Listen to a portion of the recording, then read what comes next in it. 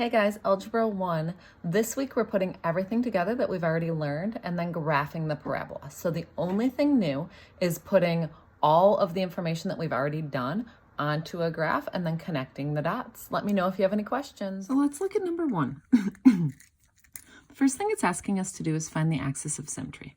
So we're going to look at b, which is our second term, and it's going to be negative 8 over 2. That's how we find the axis of symmetry. Negative b, which is 8 over 2. Negative 8 over 2 is really a negative 4.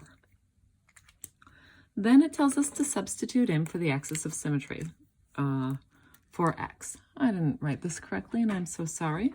But what we're doing is we're taking this number 4, and we're substituting it in for every single x, so that we have y equals a negative 4 squared plus 8 times a negative 4 plus 7. So we've just taken this negative 4 and we've put it in everywhere there's an x into our equation. Then we have to solve for y. So this is y is equal to negative 4 squared is 16. 8 times negative 4 is a negative 32 plus 7. 16 minus 32 is a negative 16 plus 7 is equal to a negative 9. Then we write the vertex. The vertex is our negative 4, comma, our negative 9, the number we solved for. We're going to be able to plot that on the graph once we get there. So now we have to determine the direction of the parabola. The direction of the parabola is based on the number in front of our x squared. We don't see a number there, which means it's a number 1. That's a positive number, so the direction of our parabola is up. Then it tells us to find our y-intercept. Our y-intercept is always our constant, so it's a 7. And then we have to find the roots of the parabola. We've been doing this since late January, early February. So I'm going to write my parabola up here as x squared plus 8x plus 7. There's a 1 here. So we are going to take our numbers, 1 and 7. They multiply to 7. So we are looking for the numbers that multiply to 7. It's really only 1 and 7. 7 is a prime number. 1 plus 7 is equal to 8, because we're looking for the numbers that multiply to 8. So we're going to substitute in the 1 and the 7 instead of the 8, so that I have 1x squared plus 1x plus 7x plus 7. All I've done is I've substituted this 1 and 7 instead of my 8. Now, it looks like something we're able to factor, where we are going to put parentheses around our first 2 terms and our second 2 terms.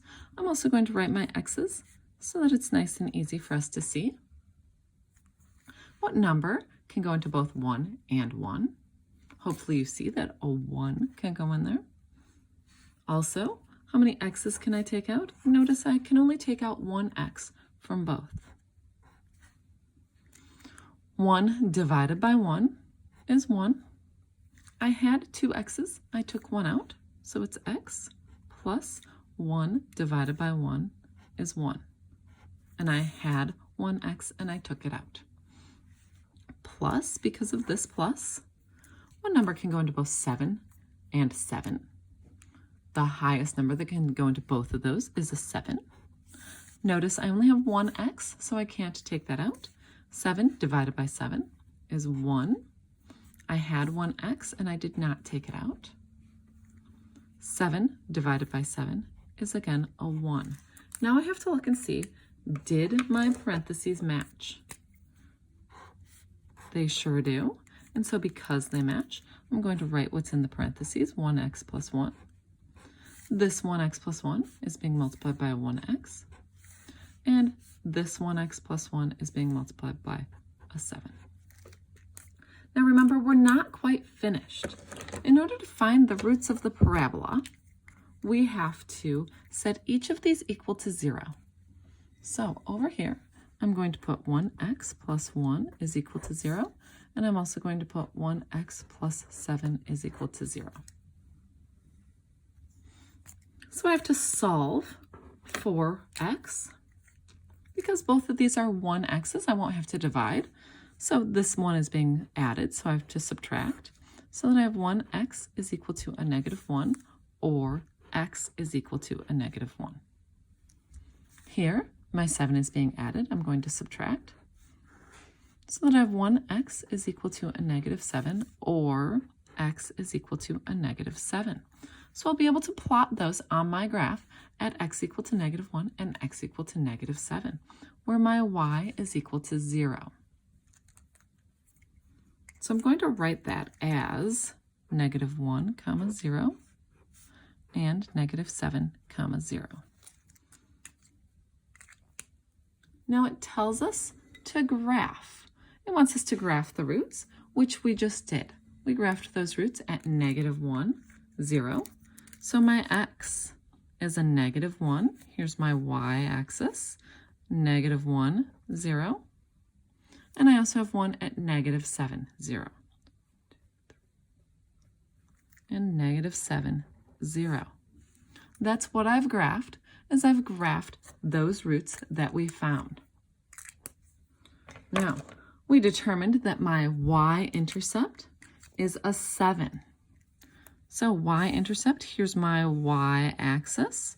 So my y-intercept is at 7. 1, 2, 3, 4, 5, 6, 7.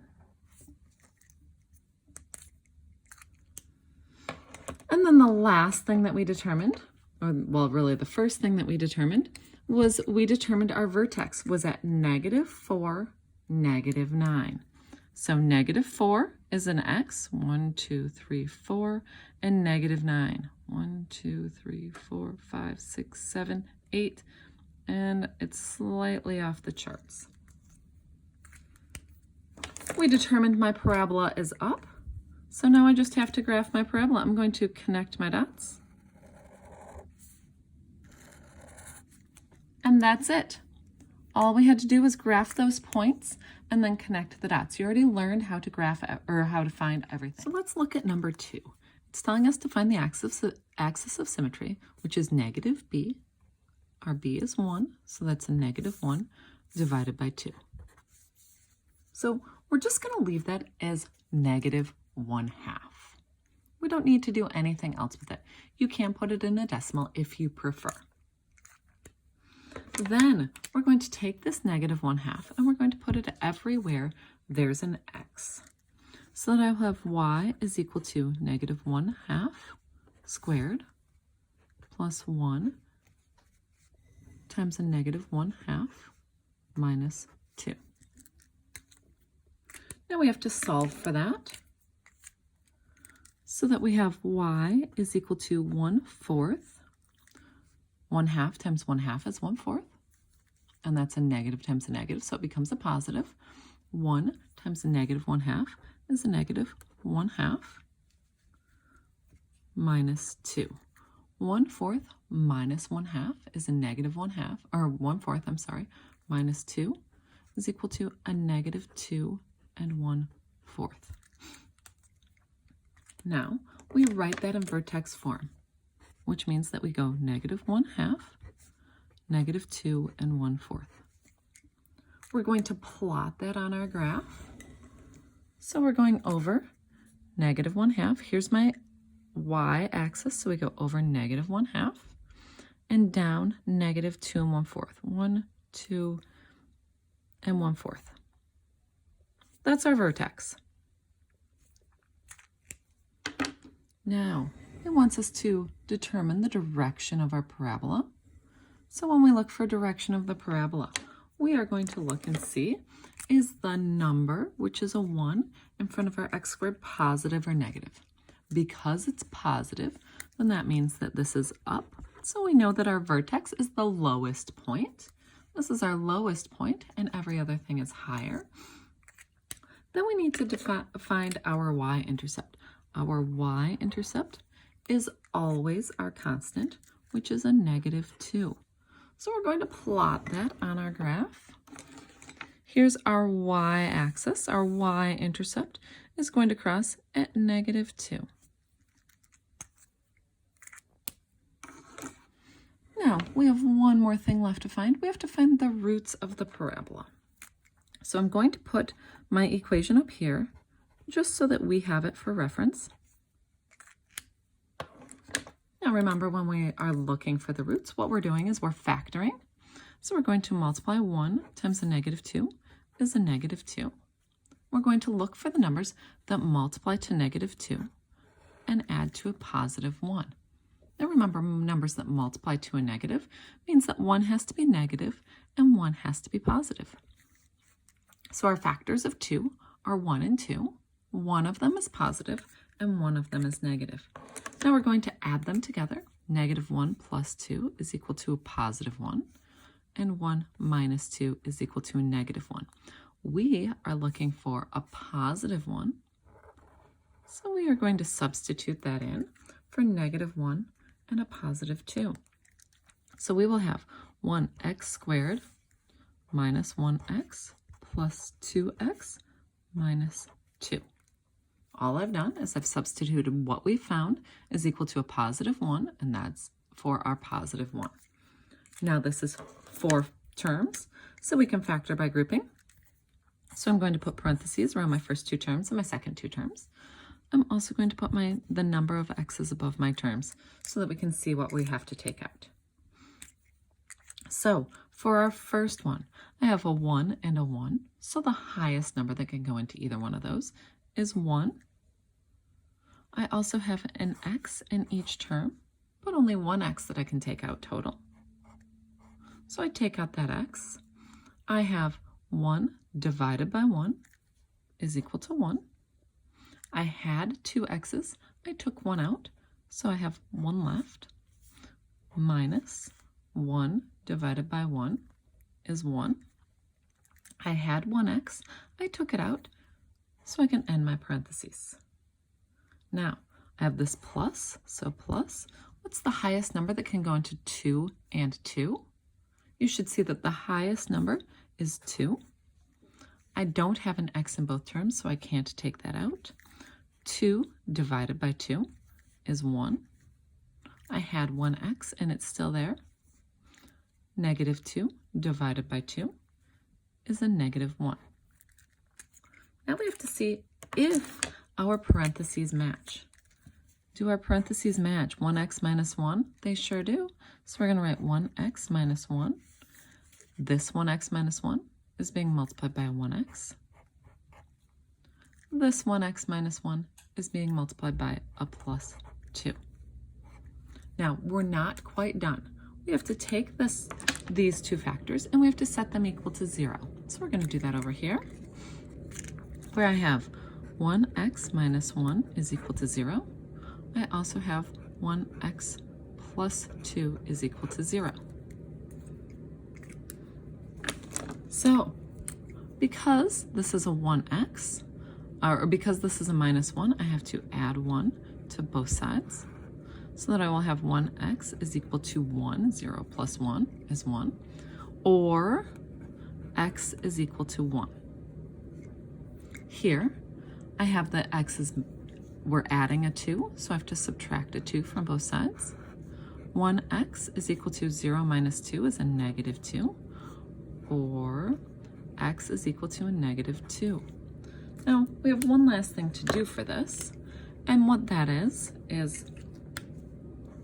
that we are going to write this as 1, 0, because that's where we're going to graph it, where x is equal to 1 and y is equal to 0. That's why we set it equal to 0.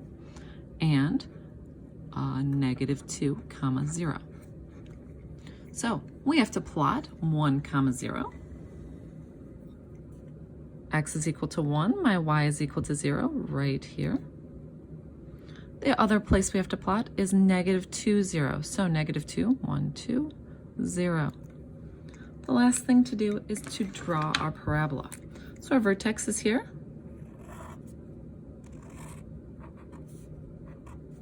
And that's it. We are done with number 2.